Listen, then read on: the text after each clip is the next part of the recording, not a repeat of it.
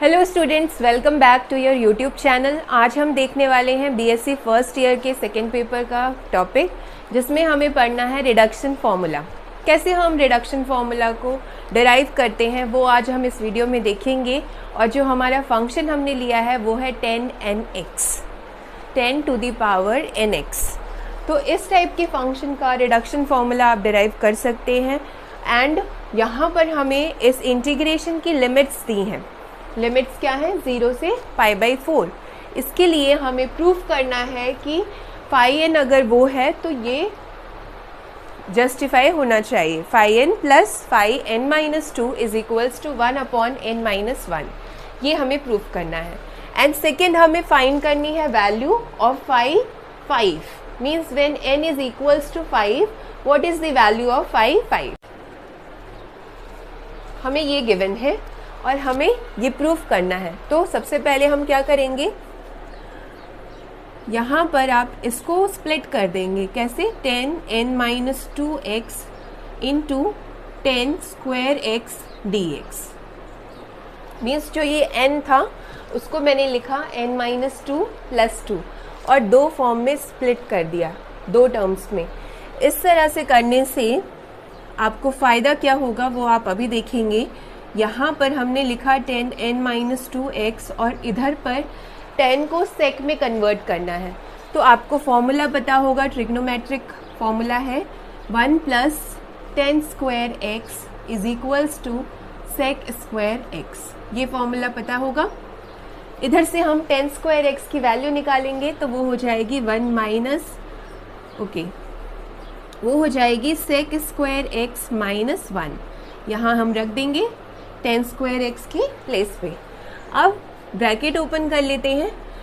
ये पहले sec² से मल्टीप्लाई हो जाएगा 10n-2x into sec²x। And secondly ये 1 से होगा तो this is 10n-2x dx। Okay, now अब हम इस इंटीग्रेशन साइन को इस पे और इस पे स्प्लिट कर देंगे, दोनों पे लगा लेंगे सेपरेटली। तो ये हमारे पास आएगा 10n-2x into sec²x dx minus ये इंटीग्रेशन साइन यहाँ आएगा 0 to π/4 10n-2x dx। ओके, अब इसको हम क्या लिख सकते हैं? इसको जब आप इससे कंपेयर करेंगे, जो हमें गिवन है, हमें गिवन क्या है? φn की वैल्यू जो कि है 0 to π/4 10nx। n कहाँ है? सिर्फ यहाँ पावर में, दैट्स वाई यहाँ पर n है। और हमारे पास है पावर में n-2 और सेम है, देखिए लिमिट्स भी सेम है। तो इसको हम लिख सकते हैं φn-। सो हमारे पास है ये equation φn is equals to ये माइनस ये। अब हमें क्या करना है, इसको सॉल्व करने के लिए हम एज्यूम करेंगे कि 10x is equals to t। एक न्यू वेरिएबल लेंगे t, ठीक है। इसको जब डिफरेंशिएट करेंगे तो हमें dx मिलेगा। 10x का डेरिवेटिव होता है sec²x, तो ये हो जाएगा sec²x, x का dx is equals to dt। So यहाँ हम 10x की जगह t रख देंगे और sec²x dx की जगह पे dt रखेंगे। अब ये जो लिमिट्स हैं ये भी चेंज हो जाएंगी। ये लिमिट्स आपकी x की है, किसकी है? x वेरिएबल की है। हमें t वेरिएबल में इस पूरे इंटीग्रेशन को चेंज करना है तो t की लिमिट्स चाहिए। तो when x is equals to 0, x 0 है एक बार और x है एक बार π/4, तब t की वैल्यू क्या होगी? तो t क्या है? 10x के बराबर लिया है हमने, तो ये हो जाएगा 10 0 and 10 0 is equal to 0। So next when x is equals to π/4, तो t क्या हो जाएगा? 10 π/4 एंड 10 π/4 इज 1, 1045 1। सो अब आप देख सकते हैं कि ये जो इंटीग्रेशन है ये कंप्लीट चेंज हो चुका है। यहाँ पर हम 10x की जगह पर t रखेंगे तो t to the power n-2 हो जाएगा। sec² dx की जगह पर dt रख देंगे और लिमिट्स अब क्या हो गई हैं? t is equals to 0 to t equal to 1।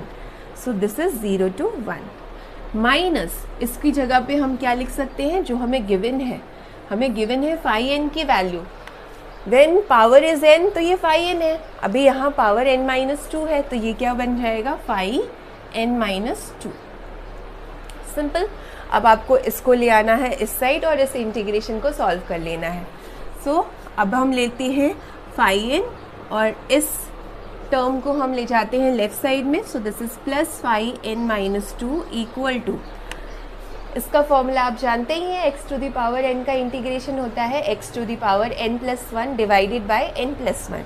तो वही रूल यहाँ लगेगा, तो t to the power n-2 + 1 upon n-2 + 1, और लिमिट्स क्या है आपकी 0 to 1। हम लिमिट्स रख देते हैं, या फिर पहले इसको सॉल्व कर लीजिए। This is n-1 upon n-1 और लिमिट्स लगाएंगे 0 to 1 जो कि t की लिमिट्स है। तो पहले हम t को 1 रखेंगे, so this is equal to 1, and 0 रखेंगे तो 0 हो जाएगा। सो आपको मिल गया 1 अपॉन n-1, और ये है हमारा phi n plus phi n-2। जो हमें प्रूफ करना था वो प्रूफ हो चुका है। हमने ये प्रूफ कर दिया कि phi n plus phi n-2 is equals to 1 upon n-1। Now coming to the next part कि हमें ये निकालना है वैल्यू phi की वैल्यू। तो इसकी वैल्यू हम इसी फॉर्मूले का यूज़ करके निकालेंगे, क्योंकि इससे हमने एक तरह से रिड्यूस कर दिया है। जो पावर n थी उसको हमने दो पावर रिड्यूस करके ये रिलेशन निकाल दिया n-2। सो हम इसी फॉर्मूले का यूज़ करके ये वैल्यू फाइंड आउट करेंगे। क्या हमने अभी ऑब्जर्व किया कि phi n plus phi n-2 बराबर है 1 अपॉन n-1 के। ओके, हमें चाहिए phi n की वैल्यू, तो ये हो जाएगा 1 upon n-1 minus phi n-2। Now put n is equals to 5, क्योंकि हमें phi की वैल्यू चाहिए तो n की वैल्यू हमें 5 रखना पड़ेगा इसमें। तो ये कितना हो जाएगा, phi is equals to 1 upon 5 minus 1 and minus phi 2। ये हो जाएगा आपका phi 3। सो phi अगर आपको चाहिए तो पहले phi 3 निकालना पड़ेगा, और phi 3 आप किससे निकालेंगे, सेम इस फॉर्मूले से जो हमने अभी डिराइव किया। कैसे निकालेंगे देखिए, जो आपको हमने डिराइव किया है वो ये है। यहाँ पर हम रख देंगे n is equals to 3, n equal to 3 put करेंगे इसमें। तो ये कितना हो जाएगा, ये आपका हो जाएगा phi 3 plus phi 3 minus 2 is 1 equal to 1 upon 3 minus 1। So phi 3 आपका आ जाएगा 1 upon 2 minus phi 1 upon 2। phi 1 क्या है, phi 1 मीन्स यहाँ से आप निकाल सकते हैं n की वैल्यू 1 रखकर, जो कि आएगी 0 to π/4 tan 1x dx। और 10x का इंटीग्रेशन क्या होता है, this is equal to log sec x। So इसका इंटीग्रेशन होता है log sec x, और लिमिट्स रखनी पड़ेंगी हमें, जो कि है 0 to π/4।